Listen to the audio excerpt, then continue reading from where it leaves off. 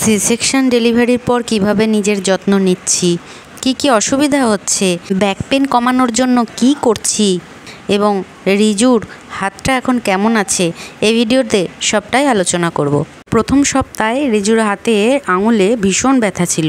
সময়ের সাথে সাথে ও বলছে এখন ব্যথাটা কমে গেছে, ওর হাতের ব্যথা এখন অনেকটাই কম আছে। এই কারণে আগামীকাল নার্সিংহোমে নিয়ে যাওয়া হবে। আর যাওয়ার পরে এই যে প্লাস্টার করার আগে এখানে যে প্লেটটা বসানো হয়েছে সেই প্লেটটা খোলা হবে এবং আবার এক্সরে করে দেখা হবে যে যেই জায়গাটায় হাড়টা ফ্র্যাকচার হয়েছিল সেই জায়গাটা ঠিকমতো জুড়েছে কিনা।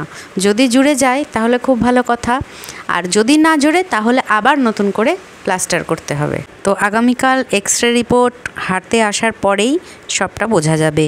এবার বলবো সি সেকশন ডেলিভারির কিছু অভিজ্ঞতার কথা এবং দ্বিতীয়বার সিজার করার পর এখন কেমন আছি, কিভাবে যত্ন নিচ্ছি, সবটা আপনাদের সাথে শেয়ার করব। সি সেকশন হওয়ার পর অ্যানেস্থেশিয়ার ঘোরটা যখন কাটে তখন কি ভয়ঙ্কর ব্যথা হয় সেটা যাদের সি সেকশন হয়েছে তারাই একমাত্র উপলব্ধি করতে পারে।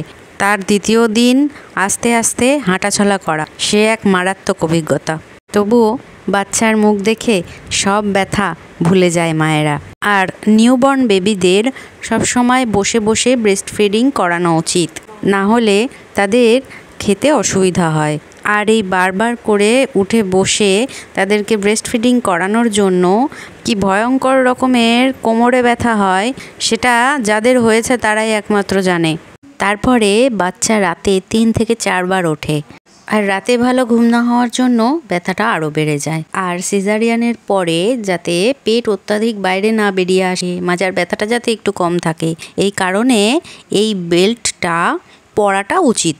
আর এর সাথে সাথে মাজায় মালিশ করলেও একটু উপশম হয়। আবার দেখা হবে পরের ভিডিওতে। সকলে খুব ভালো থাকুন।